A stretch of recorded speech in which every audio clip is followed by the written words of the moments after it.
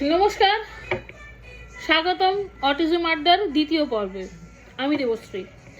আজ কথা হবে অটিজম এর ওপর কিছু মিথ নিয়ে।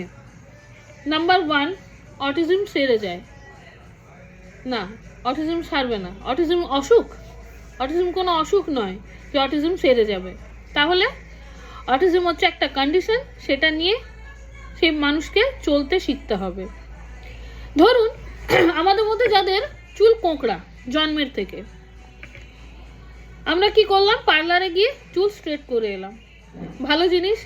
এরপর বলুন, যখন আমাদের সেই মানুষটার নিজের নতুন চুল গজাবে, সেটা স্ট্রেট গজাবে? বলুন, সম্ভব? সে তো কোঁকড়াই গজাবে, কারণ সেটা তার কন্ডিশন। অটিজমও কিন্তু ঠিক সেরকম জিনিস। নাম্বার 2, অটিস্টিক পারসন মানেই তার একটা বিশেষ গুণ থাকবে, হিডেন ট্যালেন্ট। এরকম কোনো ব্যাপার নয়। আমাদের যেমন সাধারণ মানুষদের সবাই আইআইটিয়ান হতে পারে না, সবাই সায়েন্টিস্ট হতে পারে না, সবাই গায়ক হতে পারে না, অটিস্টিকদের মধ্যেও তাই। নিশ্চয়ই যেমন আমাদের সাধারণ বাচ্চার মধ্যে কেউ খেলাধুলায় ভালো হয়, কেউ পড়াশোনায় ভালো হয়, কেউ গান গাইতে ভালো পারে, কেউ নাচতে ভালো পারে, অটিস্টিক বাচ্চারও তাই, আলাদা কিচ্ছু নয়। নাম্বার 3, নন স্পিকিং পারসন মানেই তার বোঝার ক্ষমতা কম, তার বোধ শক্তি কম। অটিস্টিকদের নন স্পিকিং পারসন মানে কিন্তু তার বোধ শক্তি কম নয়। যেহেতু স্পিকিং একটা বোঝাবার একটা সবথেকে বড় ভাইটাল জায়গা, সেটা তাদের ব্লক থাকার জন্য তাদের বোঝাবার সমস্যা হতে পারে, কিন্তু বোঝার সমস্যা নেই।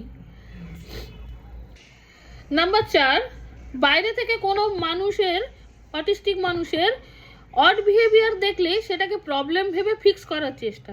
অড বিহেভিয়ার কীরকম? অড বিহেভিয়ার মানে হচ্ছে যেই বিহেভিয়ারগুলো সমাজে অ্যাকসেপ্ট মানে করতে অসুবিধা হয়, বিহেভিয়ারটা নর্মাল নয়, ন্যাচারাল নয় সাধারণ মানুষের কাছে, কিন্তু অন্যের জন্য সেটা ক্ষতিকারক নয়, সেগুলোকে বলা অড বিহেভিয়ার। যেমন কি হ্যান্ড ফ্ল্যাপিং, ঠিক আছে, রকিং, এগুলোকে অড বিহেভিয়ার বলে। এগুলো দেখলেই মনে হয় এটা প্রবলেমেটিক বিহেভিয়ার, এটাকে ফিক্স করতে হবে। প্লিজ এটা করবার চেষ্টা করবেন না, কারণ হচ্ছে এটা বাচ্চাটা বা মানুষটার উপরে মানসিক নির্যাতন শুরু হয়।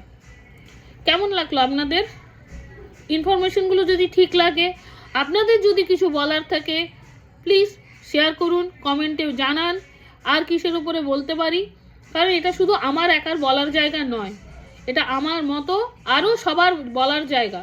প্লিজ সামনে আসুন, বলুন।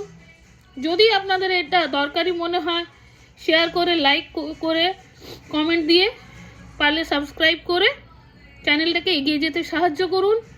আরও যাতে আমাদের মতো মানুষদের কিছু জানা যায়, একটু কিছু সাহায্য হয়, তার চেষ্টা করুন। ধন্যবাদ।